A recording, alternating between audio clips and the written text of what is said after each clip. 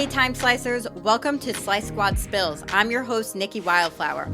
I went from a basement apartment to a multiple seven-figure empire. Now I'm here to share how you can do it too. All right. Hey, everyone. I am super excited to be here with you as always, and thank you for listening. Today is going to be a really cool episode because Jackie and I have brought on a guest that I am really excited about. We met Fish at our breathwork training in Phoenix, and he is the co-founder of Somatic Breathwork.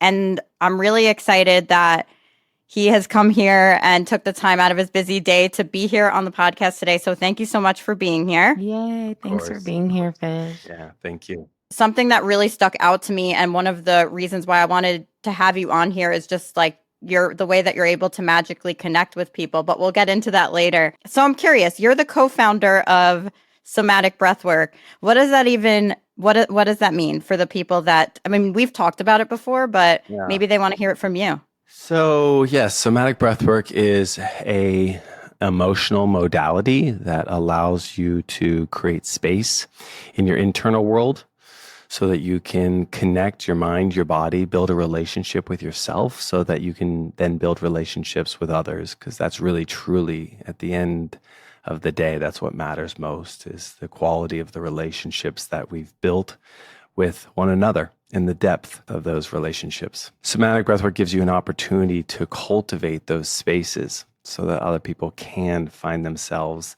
connecting to each other and themselves. Were you always, I was wondering, so you co-founded this, how did that even come to be? Is breathwork something you were always interested in? No, I mostly spent my time on superficial modalities. I would call it personal training, nutrition, things that have an agenda, things that they're more prompted.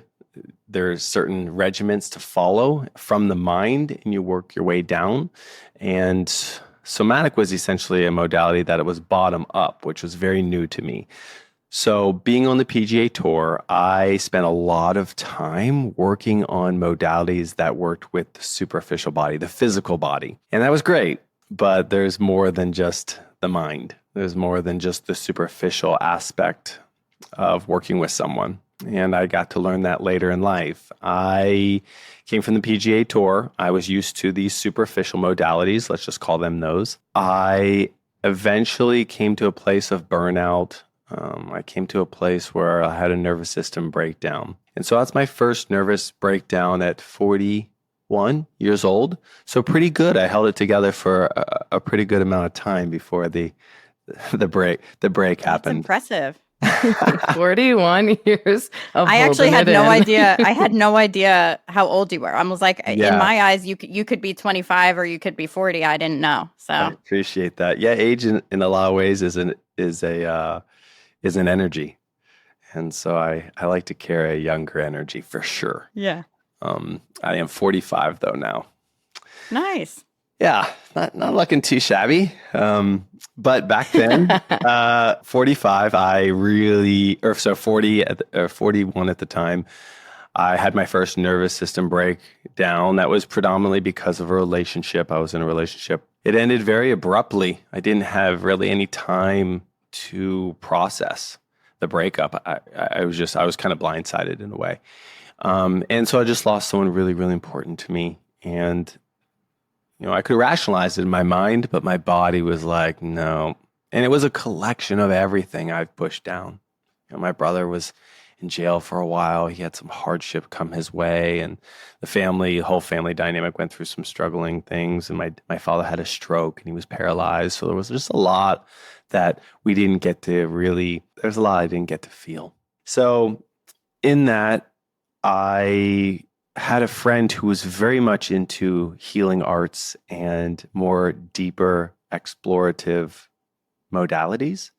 And he invited me to go to a breathwork session, truthfully, because he didn't have the money and he wanted me to pay for him. The real truth is, I tell the story as if he was really looking out for my well-being, which was true.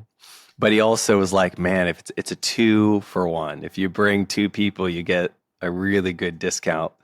And so he's like, said, win-win. yeah, so he was seeing a win-win situation. He took advantage of it. And I think it ultimately, it changed the course of my life. So I experienced a somatic breathwork session with Stephen, not knowing anything about it. And I put my camera in the corner just because I was curious about this experience I was about to go through. And it was an emotional breakthrough. It was a nervous system breakthrough. It's what really helped me go from nervous system breakdown to nervous system breakthrough. And it just was so incredible for me. I screamed, I cried, I yelled, I laughed. I got to watch the narrative of my movie, of my life. And, Steven's got some really cool primal music playing in the background. It really allowed me to connect to a deeper, more primal part of myself, and really ultimately became the score of my life as I watched my life unfold in front of me those 41 years. And it was just, it's experiential. Words will fail. It's ineffable what happened and what that meant for me.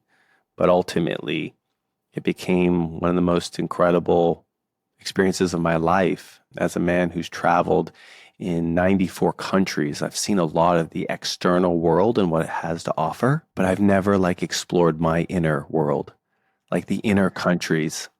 And so Stephen gave me a ticket to become a travel agent to my inner world.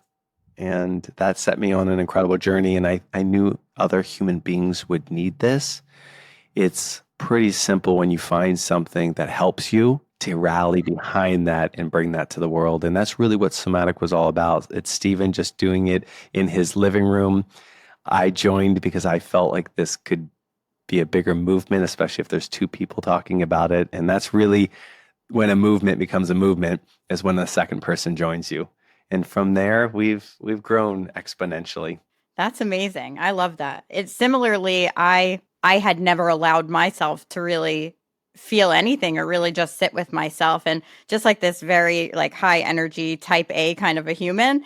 And after my dad died, and I had nervous breakdowns before, I am no stranger to nervous breakdowns. My entire 20s, I was so mentally ill, I could barely get out of bed.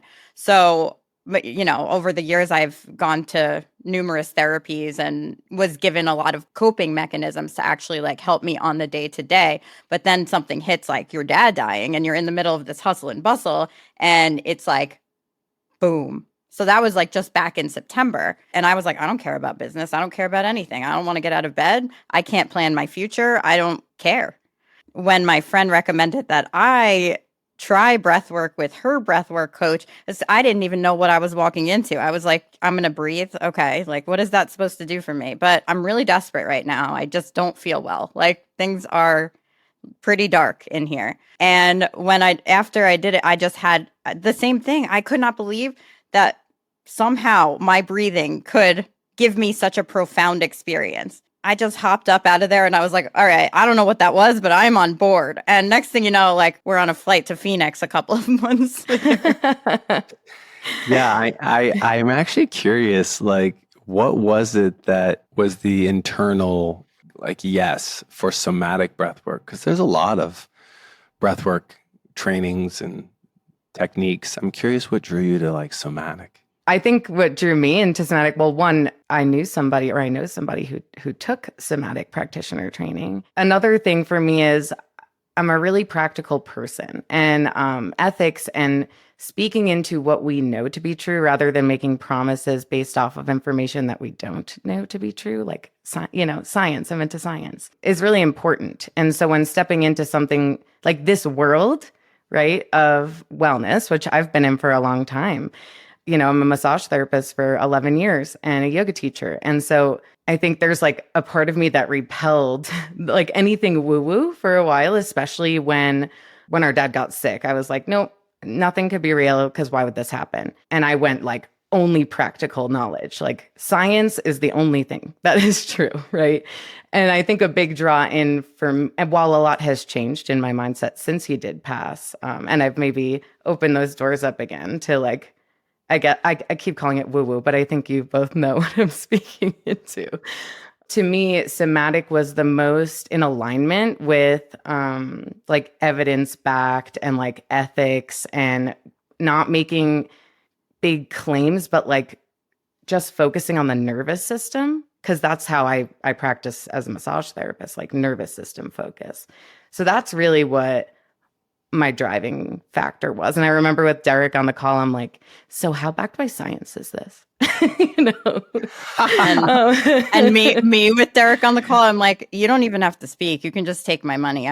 We don't need this conversation. Like, I love it, but I'm going. I'm very, like, I just take action immediately on things. I don't give myself a chance to talk myself out of it. So which is both was a curse in my 20s and in my mid 30s, it's a gift. And as a business owner, it's a gift. It really is. With Somatic Breathwork, we had Justin come over to our house and do a private session for us. And I was like, yeah, that's the feeling. Okay, we can go to that. And then Jackie's like, why don't we just do it online? And I was like, because I'm behind my computer all day and I want to be with people.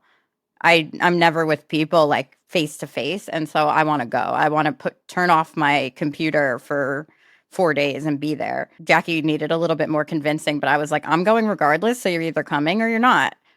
And then we invited Alyssa and Delora to come with us. And when we have events, like, even though we teach people in the service industry, but we're having an event in Denver and we are going to offer like an optional breathwork session for everybody. And, I find myself I just did like a little mini one for people last week. And it's just been I feel really good about it. I'm not even thinking about it as a business thing. I'm like, it just enhances our current clients' lives. And I'm really doing it for like a lot of people that I know and love and think that they need it. And it's just been really powerful. So that's how we ended up there. And we all just did it together. It was fun. I love that. It's a great thing to have in your back pocket if you ever need it. There's so many of us are going to go through something hard. That's what life is about. It's about whether we like to acknowledge this or not. Life is a test of suffering. We all will suffer. All of us will. And it's an incredible opportunity to have something that can ease that suffering just a bit. And I feel like having that somatic practitioner in your back card for friends or family or anybody you encounter that goes through a hard time and is suffering in that moment, it's a great way to be a listener. It's a great way to be there for them without having to give them advice, to feel like there's something wrong. I just love it because it doesn't require speaking. It's just this like innate body to body connection that is just really absent in most of our modern day world now. Yeah, 100%. I just think it's amazing. And what I noticed, another reason why I wanted to have you here, I did notice how when you speak to somebody, your presence it feels like having a conversation with you, that you're the only person in the world that exists in that moment. And the way that you're able to hold space for people, both in breath work, because you definitely held space for me in the breathwork session and I ended up crying and you held me while I cried. I wasn't for sure that it was you. I found out after, but and that was so powerful, but also in the way that you communicate with people. And I was watching you during the training because I was just intrigued by you, the way that you're like an observer and like you just have this presence and this way of connecting with people that's magnetic and that most people don't possess. So is that something that you always had, or is that something that came as a result of learning to sit with your own emotions? Well, first, I'd like to say that thank you for that. I received that fully. Secondly, I just really do enjoy human beings. Like, I watch them and I observe them, but with very little judgment. We all have judgment for sure. But I've been able to, like, out of a curiosity, out of a place from like wonder, maybe like a lot of children, not all childhoods are like that, but a place of like wonder, of like, wow, look at this human being. I get to observe them and watch them and not really get too attached to the story. I've had that my whole life. I've always desired to just be an observer of this life and not be too swayed by a lot of things that are happening, just kind of really finding my center point. In doing that, kind of like the concept I just mentioned, knowing that actually suffering will happen in this life, and that is a part of this experience, and making my peace with that within my own self and also with others, When someone's suffering, I can like really be there and observe them and not feel like I have to do something for them. That's been there for a very long time.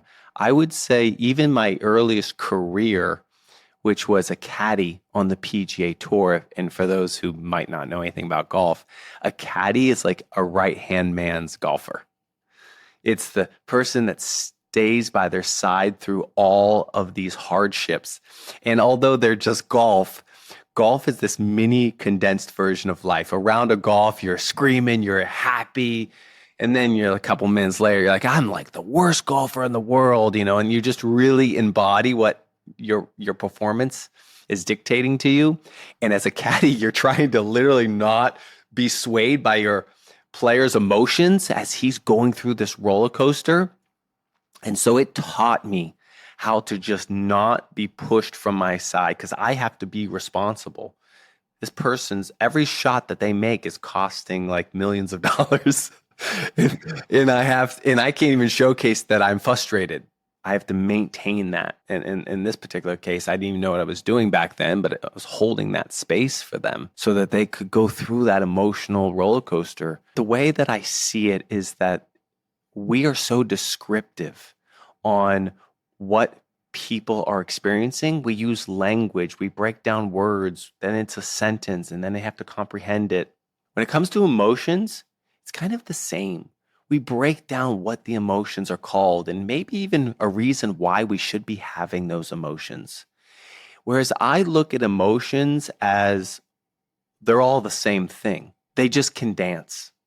They can move high, they can move low, they can take you on these incredible journeys, maybe to tears, maybe to like a big belly laugh. But it's all the same. We have such a dissection problem in the westernized world. We just want to dissect everything, even our emotions. And with that comes our thought process. But what if I could watch anger and I could watch sadness and know that they're the same thing? If you can get to that place, you can change the way you see humans and what's happening. And it's the way I can hold space, because if I see someone in suffering, I know that that's only just a screenshot of a moment in time before that and also after. It could be a completely different story. So I'm not entangled in the screenshot that I'm seeing. I know that a human being has so much. There's such a journey there. I see a homeless man, and I actually don't see like a homeless man. I see someone who in this particular moment is in that frame, but this is a wild world where no one knows what's happening. Easily, that person could find themselves with a completely different scenario in another 5 years. I love hearing stories like J.K. Rowling, who's on like welfare, and now she's like the richest woman in like the UK. We can completely have a different experience, and I do my best not to judge the moment at hand. And I think that helps me like hold space with the person I'm in front of. Yeah, that's really cool. I love that. Especially because there's a lot going on in your outside world too. So to be able to like shut that off for a moment and be with people. And I don't want to gloss over, Jackie, I know you wanted to say something too. And also my feet are falling asleep. I'm sitting on them and they hurt really bad. Okay. I was going to say that's actually something that I really took away from practitioner training. I think a lot of humans have that desire to intellectualize feelings, and very much including myself. And I go to therapy and my therapist would say, and what does that feel like for you? And I'm like, I don't know, or I try to over explain rather than answering the question, like, just what does it feel like? Because I didn't know the answer. I haven't been in touch with just allowing emotions to be emotions. I always go here. What does this mean? What's going on? Attach myself to a story, attach the feeling to a story. And I've really been able to release that since taking practitioner training, that desire to over-explain it and like over-analyze it. Like, it's a feeling. It's a moment. I'm going to let it be. And I don't need to attach anything to it. I don't need to mentally attach to it. So that's been really powerful. It's been a crazy couple of weeks for, the holidays. It's our first Mm. time going through holidays with our dad being gone. And for me, I did not feel great. I think instead of over attaching to any story, I just allowed myself to be. I'm like, just going to sit here for a little bit. I'm just going to breathe. And I'm going to cry or, whatever that may be. And yeah, it's been really a game changer personally, as well as like being able to offer that and hold space for people outside of myself in that way has been huge. So I love that. This idea of oneness, this whatever we may deem that, it's always there. And I think what I love about somatic is somatic kind of just turned me towards that as a reminder and connected me to it. And it's something I can come back to. And I always see so many people saying, oh man, every time I do somatic breathwork, it's different. And that's because they're different.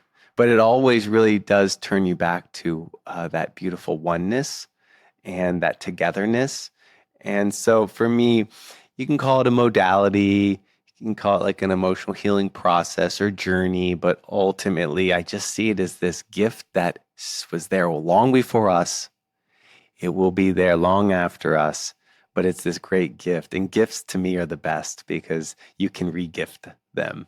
And really I see somatic breathwork, especially in the model that happens where lots of practitioners are coming and they're sharing the gift. I see this like constant re-gifting and it's endless. You can give this gift as much as you want. And I love it because it can continuously be re-gifted and re-gifted and re-gifted. And that's how I think something spreads and truly makes a difference in the world. What's next for you? When's 2.0? Like I want to be there wherever it is. Wow, that's it. I have lots of practitioners asking for 2.0. And although I love that and I want to get 2.0 to everybody, I also don't want to hurry it. I want to take time building something really sustainable, something that can just outlive me, something that I'm really proud of hanging my hat on at the end of my life, like a parent. I'm just really like, wow, I really enjoyed parenting. I feel that with somatic. So there is just if I'm being truthfully, very honest, like there's a part of me that doesn't want to expedite the process because it's like there is a little bit of control with not having somatic grow up too quickly. Whereas a child grows up so fast. I mean, and you almost want to stop that a little bit. And with somatic, you can a little bit. It will continue to grow and we will have a level 2. And there's actually even a level 3. I've looked exactly how I feel it could really be the most spread throughout the world because I think that's what's most important. And it's just going to take a while to build it right. And I'm really okay with that because I think if you're going to build something long term, it's going to be slow and methodical. Yeah, so. Absolutely. I love it. I think more so I just want to be back with the people. I know. Breathing. I'm like, can we just come to the next event in Austin and do the part 1 again? I'm like, maybe I just want to be with everyone that we were with and back in that space. And even that's changing.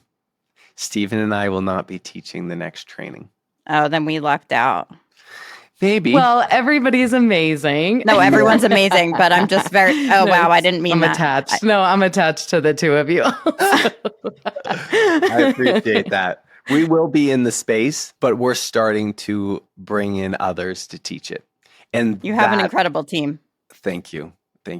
And that will allow us the space to finally finish level 2. So. Isn't that such a difficult thing as a CEO to like, yes, it's amazing to watch people grow and flourish and also really difficult to step away and hand over your baby. Yes, I think so. But also there's so much on my plate at this moment that it feels very necessary. I could feel like another nervous system breakdown coming through if I continue at this pace, because there's the aspect of the practitioner in me, the purist that wants to be a part of all the trainings because that's my role within the brand. And then there's the aspect of my position that works on the business, not in it. And that's my like CEO cap. And that's still a practitioner, but a practitioner of business. So that you can be a practitioner of business. That's what's really cool, is there are so many ways to be a practitioner and to bring this work into the world through your own eyes and your own lens. And that's what makes it unique to you. Yeah. And learning to just nurture your team and show up for them almost as a leader and a practitioner to them, and be at their side and watch them flourish is really rewarding too. So I'm at the point now, because I was there as a CEO, just where I was like, I cannot do one more thing or I'm going to implode. And I'm like the queen of just like delegating at this point. I'm like, how can I support you in the best way that is going to help you with your own goals and grow your own thing? Like learning to let go of a lot of the day-to-day tasks has been profound in our growth, I would say. Do you feel that the somatic training helped you find your stride with leadership in a different way? 100%. It helped regulate, because I would have this tendency to just get angry with people without, not even angry, and I would never show up angry to them. Every once in a while, like I say things and I'm like, I shouldn't have said that, like that was so out of line, and I apologize, and here's where that was coming from. But for the most part, I don't show up angry. I build up resentment without actually communicating with the person. Like I would set these expectations and then not actually tell them that I had these expectations. It really helped me be like, okay, what am I feeling right now? I'm feeling a little bit of resentment, I think. Where is that coming from? And then were you clear with the person and communicating with them? And if not, then you're the problem. So it helped me a lot in that way, be able to sit with my own feelings and see where they're coming from, and to be able to hold the space for my team. So it definitely created a better environment for everybody on the team, which is like 30 people now. And it's been amazing. It's been instrumental, I would say, in being a leader. I love it feels that. really different. It does. It feels really different post practitioner training, and even just like your communication, like as I feel it and see it from you to me, it like the art of holding space. I feel like you've drawn in just in so many ways as a sister, as the CEO of Slice Squad Consulting. I see such a difference and feel such a difference all around, and a lot of our leadership team was there. And so it's kind of happening in different departments, which is really cool. Now they're all holding space too. No, it was great. It's been great for us and the business as a whole. And now I'm like, I think every leader needs this. So I'm like I just joined the EO, the Entrepreneurs Organization, the chapter by my house. And I'm just like, I think I'm just going to do a session for everyone. I think it's really great as a leader to take somatic, because it really it showcases like conscious leadership and what that looks like. And really, even more than the act of holding space, there is the predicator before that, which is like the attunement. Like, how connected can you be to someone, especially your team? Can you pick up on any like slight fluctuation on what they're experiencing, their sensations, their feelings, and process that and speak with them about it? I think that ability to attune to someone, to connect with them, to like fully be there and watch them and witness them and pick up on all those micro nuances, things that you would have completely breezed over before, I think really makes a great leader. And I kind of like it to the metaphor of sometimes I'm in the city right here, and sometimes I don't drive, I walk. And it's just so amazing of what I discover and what do I explore when I walk. I'm going so much slower. There's so many other opportunities to see more. And I'm like, I didn't even know that was there. And I've lived here for like 2 years. And I think that's kind of the analogy. I didn't even know you were going through that. And we've been friends for years. So I think there's just an aspect of that attuning that's really important in leadership.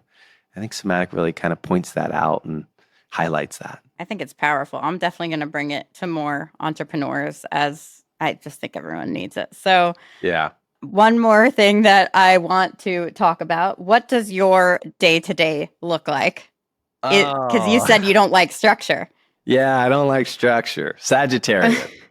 Sagittarius, I traveled the world with the PGA Tour, doing training and things like that. And that was really wonderful. And I got to kind of pick my own structure, and I would fly in all these different countries. And it was a very unpredictable life and not stable at all. I mean, you could literally get fired every single day.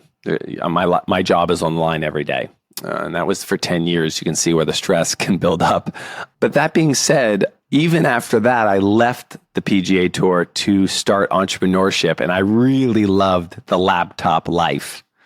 Like that just was such a dream to me. All right, you build this thing, you're on a beach somewhere and you do whatever you want. You fuck off to wherever you want to go. That sounded really, really cool to me. And I actually built that.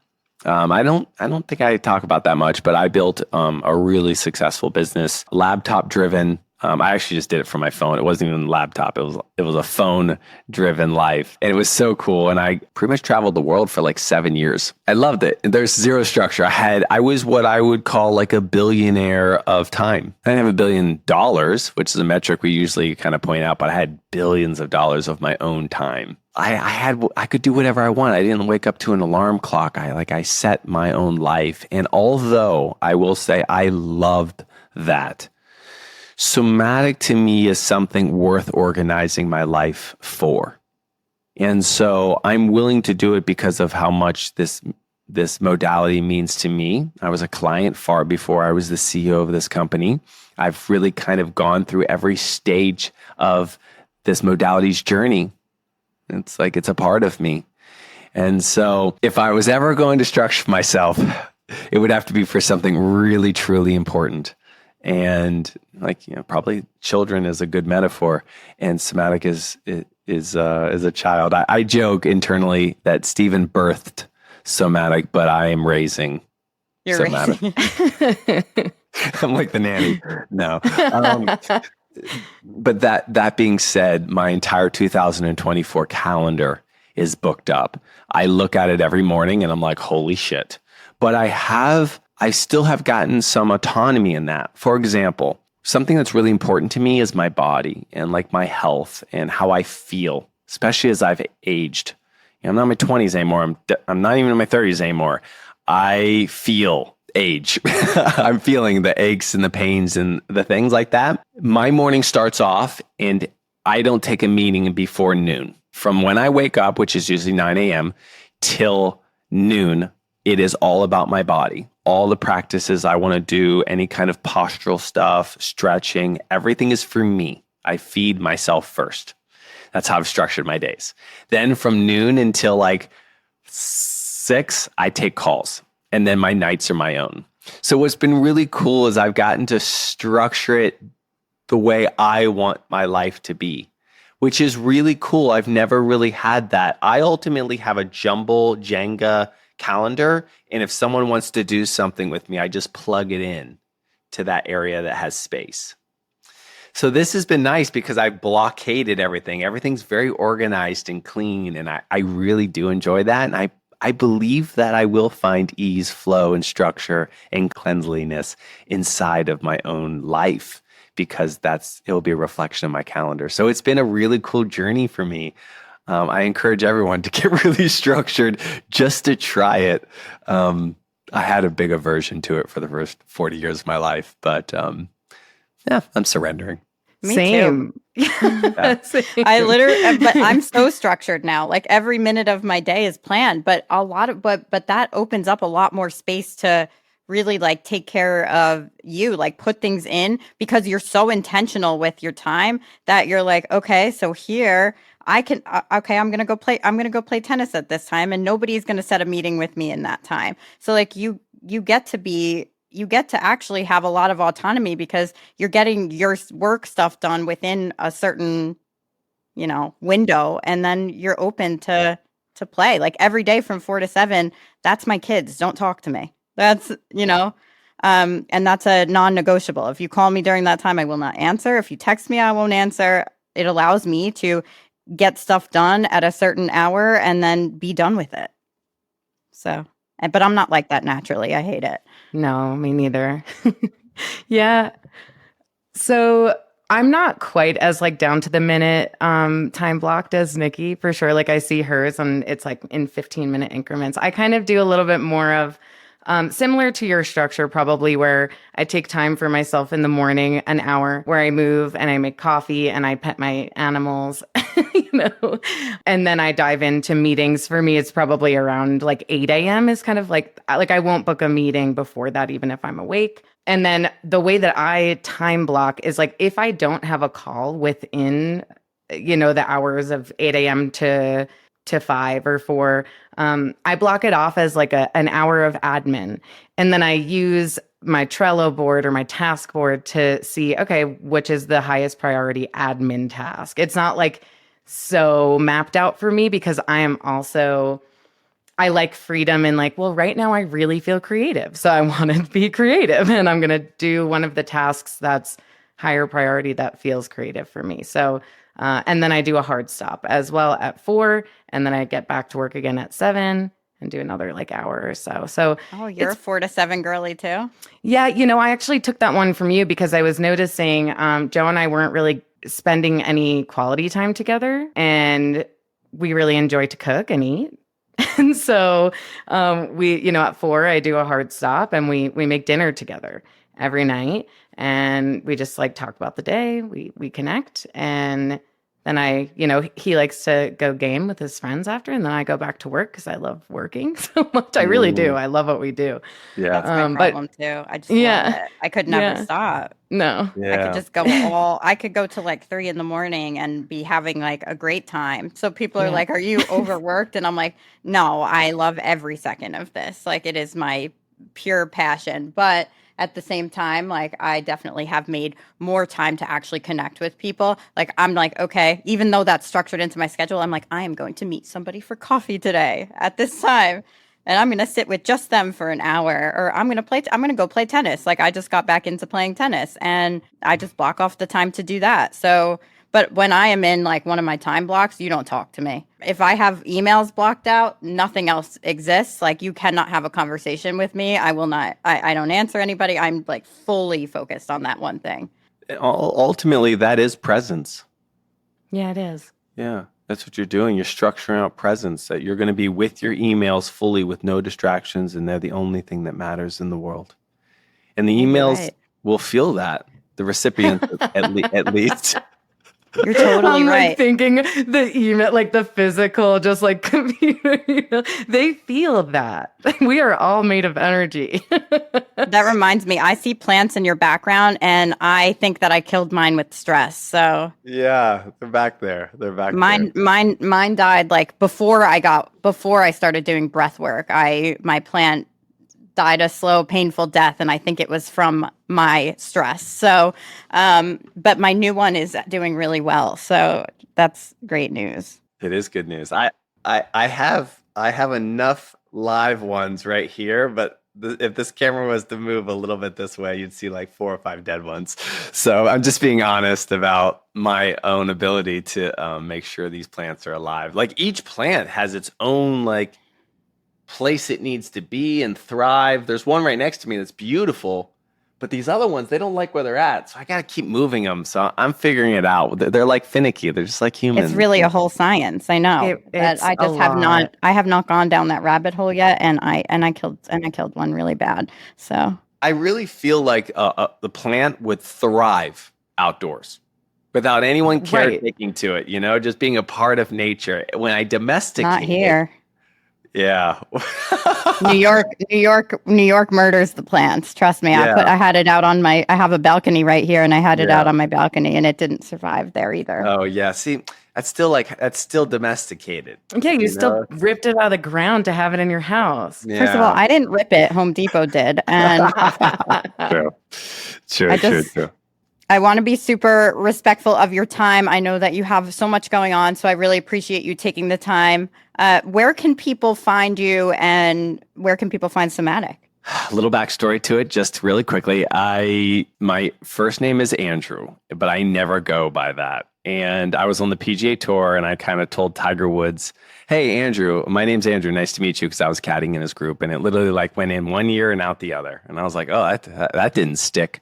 And a lot of caddies get nicknames that they don't want. They get chosen nicknames for them. So I knew I had to act quick, something that people would remember, and I feel like I could be in control of saying what the nickname was. So I chose Fish, and Fish has been my nickname ever since. So my last name is Fischer, and I go by Fish Fischer. That is like literally all my Instagram handles, all my social media handles are all Fish Fischer, Fischer with a C. So they can find me at Fischer for Fischer. So Fish Fischer are all my social handles. I would love to like connect with anybody. That's my biggest thing, is connection with people. Even though I am busy, I do make time for, like, you make time for emails, I make time for my DMs. Like, I really connect with people, and I really want to like show up for them. I feel like the front end of social media is a great place to show off, which is great. Show off who you are and what you want to bring to the world. But the back end of social media is a great place to show up for others. And so that's where you can reach me. I'd love to kind of chat, shoot me a message. And then also Somatic can be found at somaticbreathwork.com. And our handles across the board are Somatic Release. And we will also drop those in the description so that you can just copy and paste and do what you do. I really appreciate you being here with us today. I really appreciate you, the audience, for being here as well. As always, we're super grateful for you, and everything you need to know about this episode is going to be in the description. And I hope everyone has a beautiful day. Thank you for listening to Slice Squad Spills. If you're enjoying the show, please subscribe, leave a rating and review on your favorite podcast platform. Your feedback is going to help us improve and attracts more listeners to the show. Please share with your fellow time slicers. And hey, if you're ready to optimize your time and double your income, we've got you covered.